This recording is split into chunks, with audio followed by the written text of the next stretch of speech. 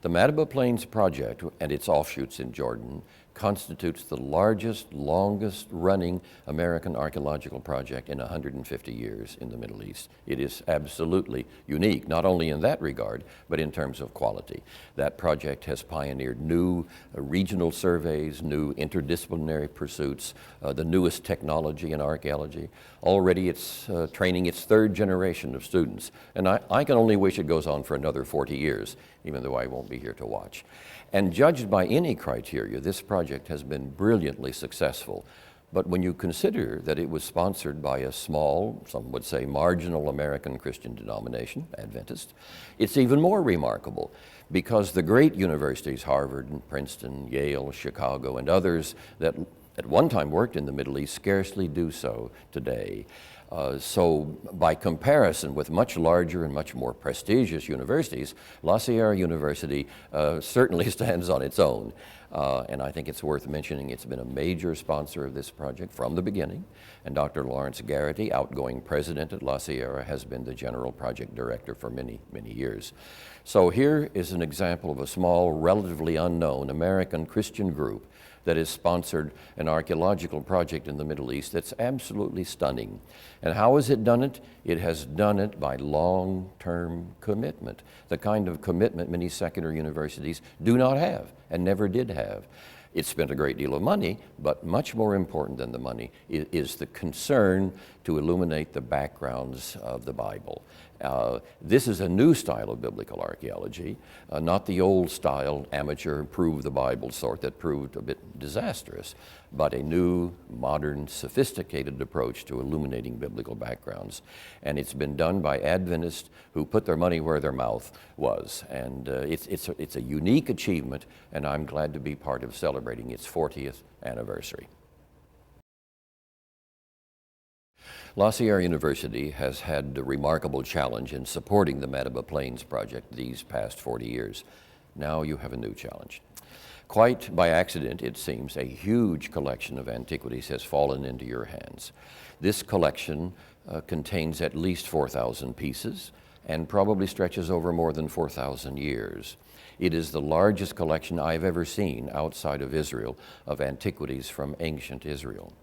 It was put together in Jerusalem over a long period of time by people I know. And many of the pieces of the pottery I recognize. I've been here this week evaluating them. It's a stunning collection. No museum in America has anything like it. In some cases, there are pieces here the Israel Museum doesn't have. And in some cases, you have 100 examples of a single type of pottery. The Pottery Collection is especially important, and I would think that from the 9th, 8th, 7th centuries BC, the period of the Israelite and Judean monarchies, you have a nearly complete set. You have many complete sets. You could set a table for a village in Judah in the 8th century with all the forms they would have used. You could reconstruct a Judean tomb of the 7th century with all the vessels that would have been found in it. So these pots are extremely valuable, not only as pieces to display in a museum, beautiful and interesting in their own right, but you have a teaching collection. You have so many examples of a given type that you can throw them out on the table and let students play with them. They're not all exquisite pieces that are going to end up in a display case. They're pieces students can actually handle. And that's the only way you learn archaeology, hands-on. Students can mend these pieces, photograph them, draw them, catalog them, look for parallels, study them. So in the end, you will have, I think, if you rise to this challenge, an unparalleled example of what a teaching museum ought to be. You can attract the general public, school children from the area, people from other churches and other denominations.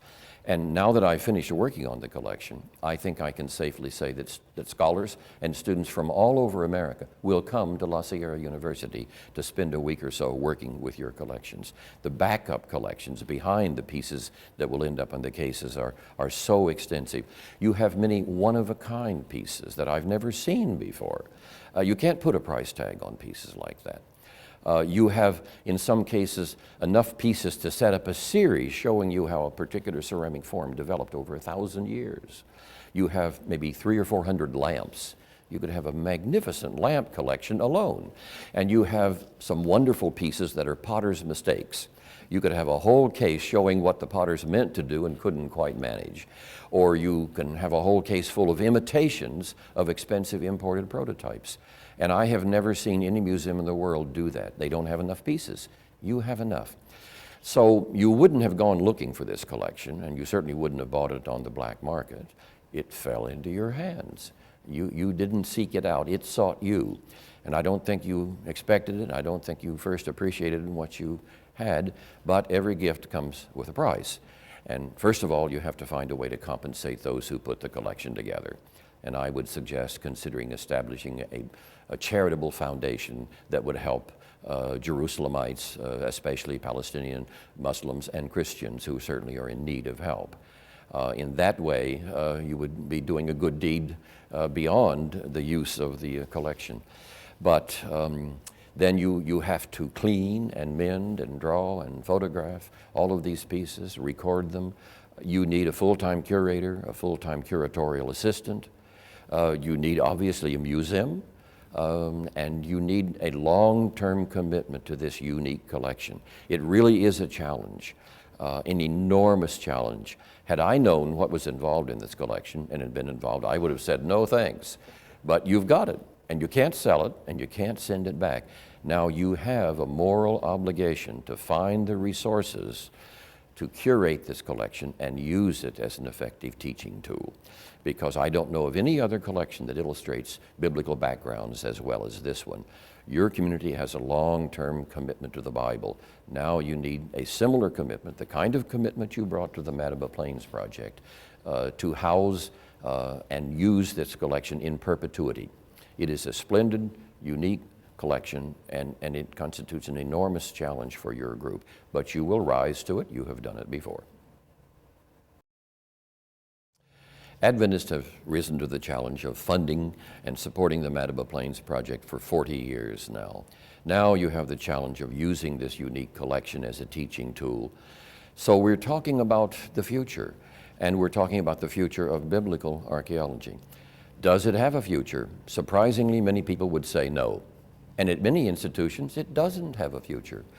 The great universities that at one time supported biblical archaeology have lost interest. For instance, at Harvard University, George Ernest Wright, my teacher and Dr. Garrity's teacher, was not replaced when he died for 18 long years, and then only because someone came along and gave an unexpected gift to endow a chair.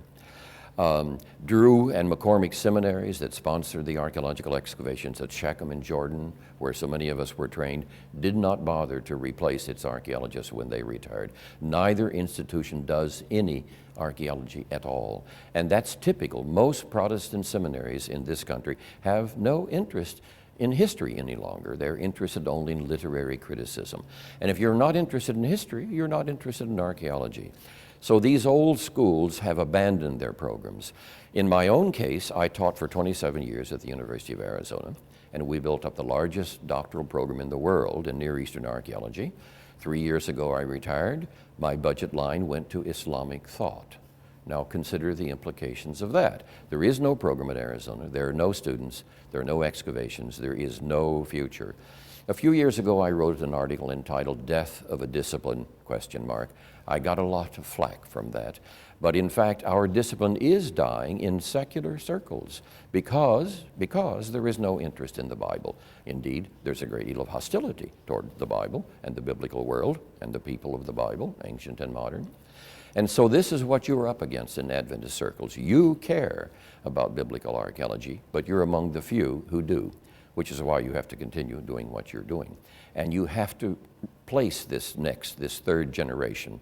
You have to support them as scholars, as researchers, as excavators. You have to work in the field, in the classroom, and in the laboratory because you do care about the Bible. You're in a minority. It's an uphill struggle. I have long said that the future of American biblical archaeology in the Near East lies in the hands of conservative Christian circles like yours. I don't think fundamentalists will help us much because archaeology has not succeeded in proving their version of the Bible.